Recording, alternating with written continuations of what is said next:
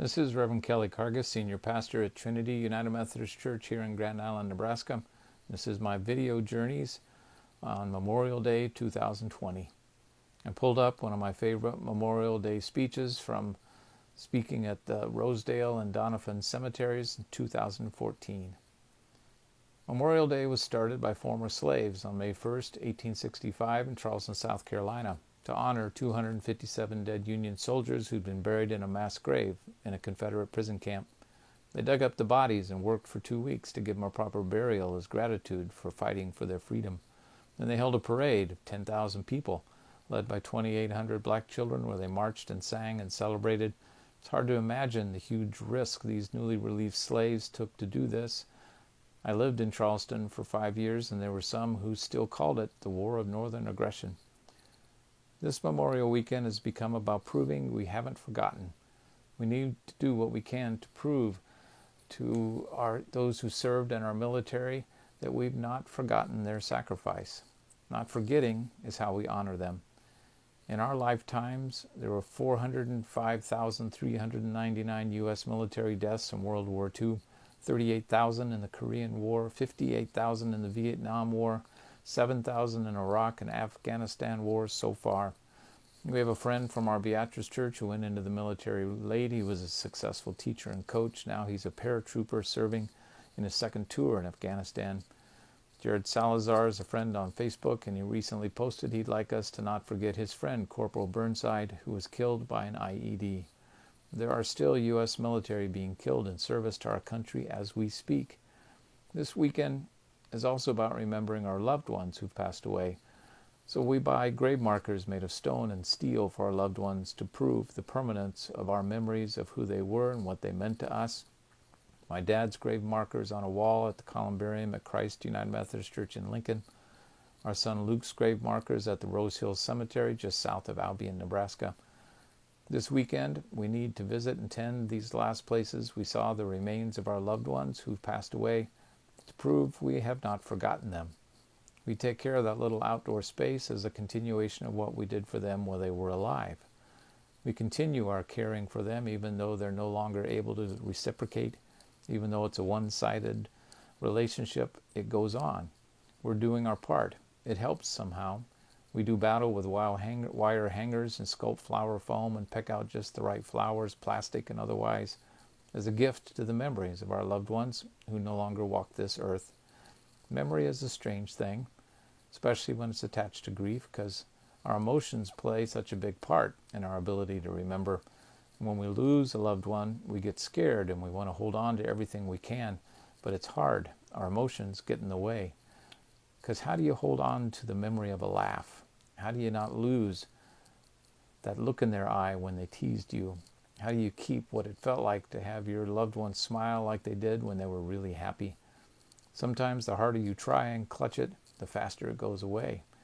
You want to maintain what they meant to you, so you keep things. My dad died a year ago in January, and I've got some of his Bibles that he used when he was pastor here. I sit in his office and preach in the churches that were built while he was here. Sometimes it helps to have something to hold on to. I always tell folks that if their loved one didn't mean anything to them, they would not cry. Our grief, our pain is tied to how much our loved one meant to us.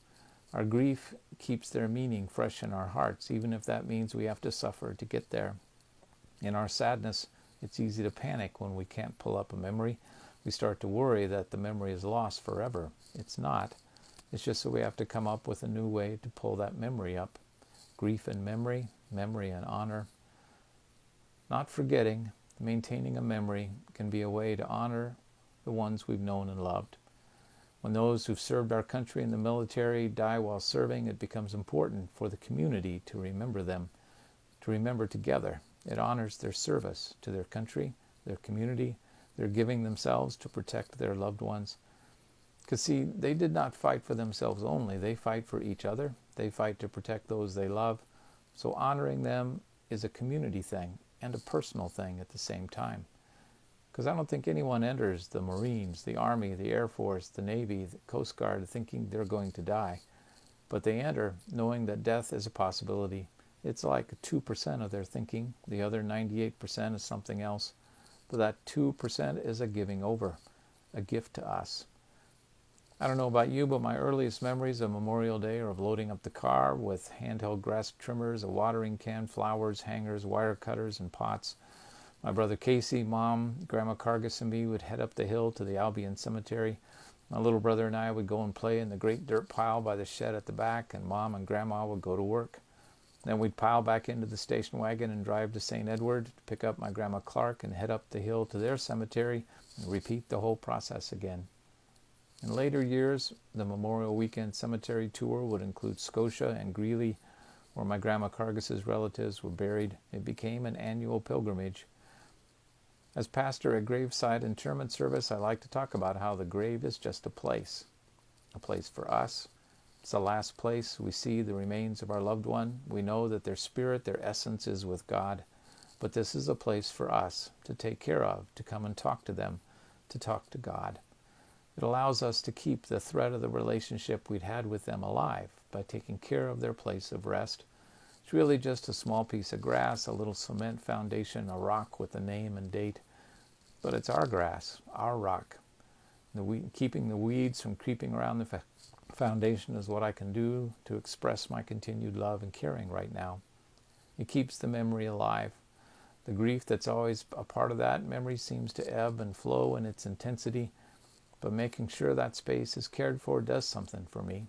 It helps with that. I'm not sure how. The older I get, the harder it is to remember. It seems like there's only so much room in my brain, and it randomly dumps excess images and feelings to make room for today's entries. May God bless our grave tendings this weekend. May they help us hook and hold our precious memories of those we can no longer hug and love like we used to. Grace and peace. This is Reverend Kelly Karges at Trinity United Methodist Church.